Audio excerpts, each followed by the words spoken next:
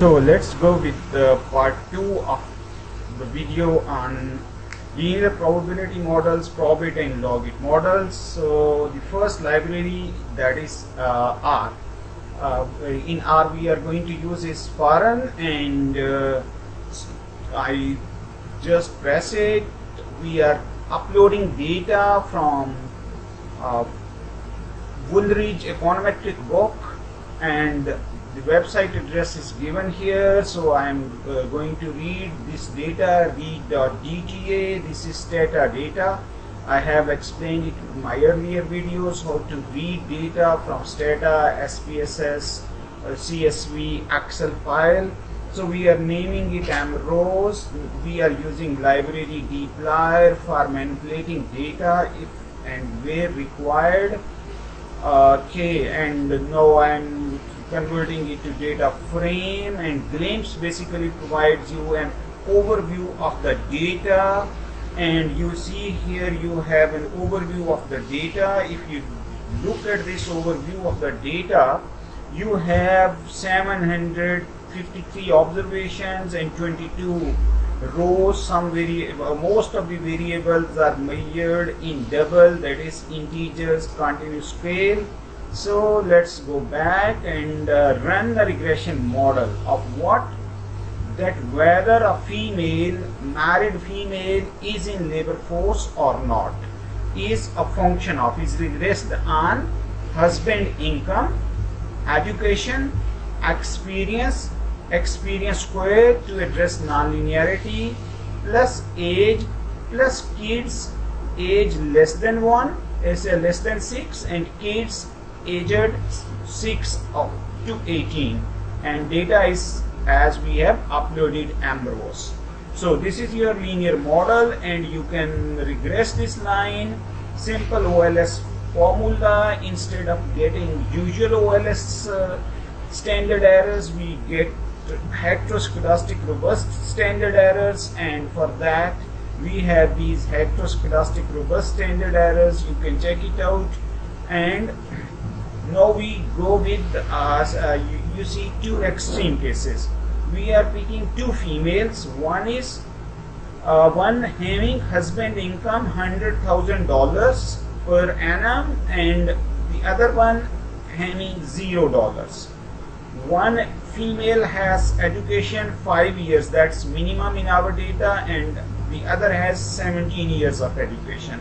One has 0 years of experience, 30. Other has zero. The second has 30 years of experience. One is 20 years old, and other is 52 years old, maximum age in our data. And one has 2 children, another has 0, and children above 6 both have no children. So this is your predicted variable, and we will predict linear probability model for these two females. So you see the probability for first female is minus 0.41 being in the labor force, and for second female it will be in the labor force is 1.04. so less than 0 and greater than 1. That's one problem with linear probability model, but otherwise results make sense. That a female whose husband is not earning anything will have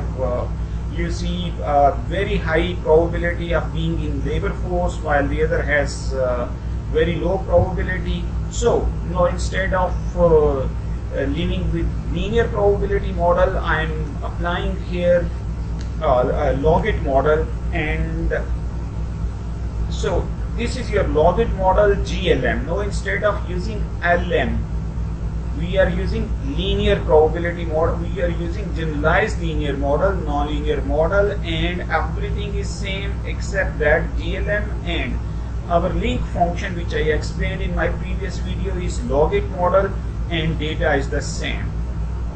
So summary of this one is you have all these coefficients as we have in OLS. OLS linear probability model, we'll see them shortly.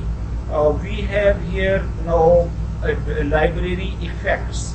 We are going to measure all effects here. So summary all dot effects and plot all dot effects. So you have here zoom it for better visibility, and now you have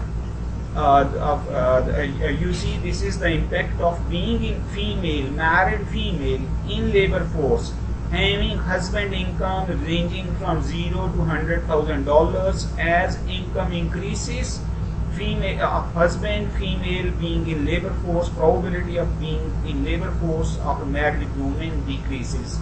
Education, it increases. There is a non-linearity. There is the non-linearity, age effect. As age increases, probability of being married with women in labor force decreases. Having kids decreases probability of being in labor force, and children aged 6 plus increases probability of being in the labor force. So you can see, you can regress it. Its log likelihood function, McFadden R square, or what we call pseudo R square. Same is the case with probability model.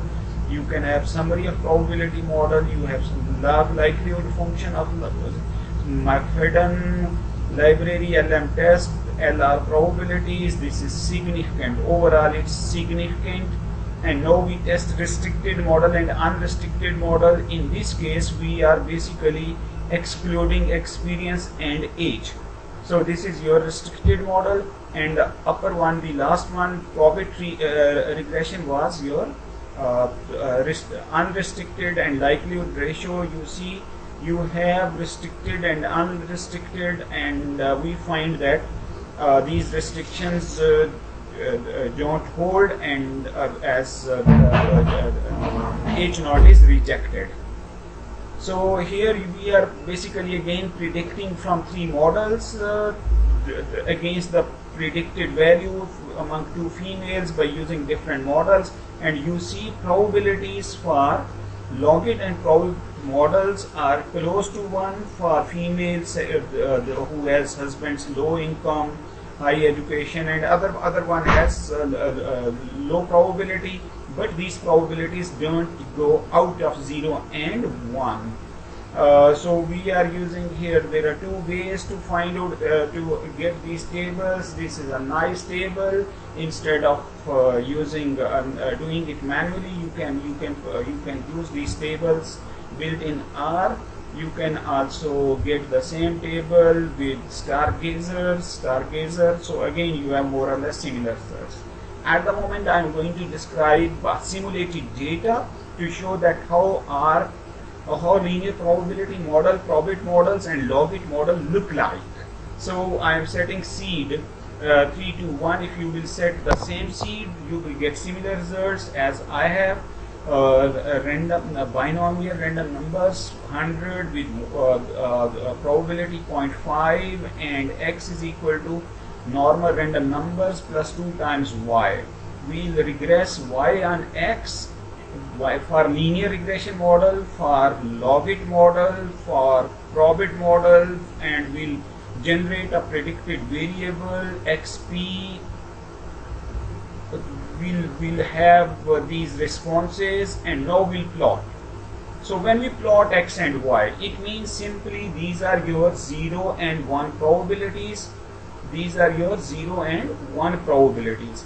We fit a linear probability model here. So this is your linear probability model. It may exceed 1, it may be less than 0, and now we fit a Probit model. That's a green line, Logit model, green line. So you see it's an S curve.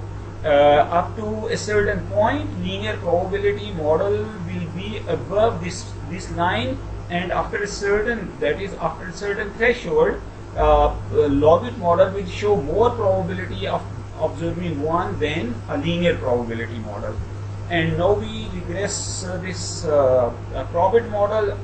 So you are unable, basically, if you look at this graph, it's very difficult to differentiate between blue and green lines. So these two are very close to each other. As I mentioned earlier, it's just a matter of taste. choice what you like, whether you like the Logit model or you like Probit model. As such, practically there is no difference. Thank you for watching. Take care.